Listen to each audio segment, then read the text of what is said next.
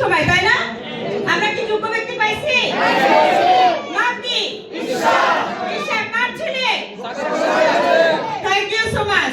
তো আমরা মনে করি আমাদের যার যার যে সমস্যাগুলো আছে, আমি এতদিন ধরে ঈশা ভাইয়ের কার্যক্রমে সবকিছুতে সন্তুষ্ট।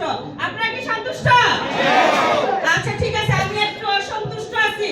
টিকাতলী একটা অবৈধ বাস স্ট্যান্ড আছে, যেখানে মাদক বিক্রি হয়, রাস্তা বন্ধ হয়ে গেছে।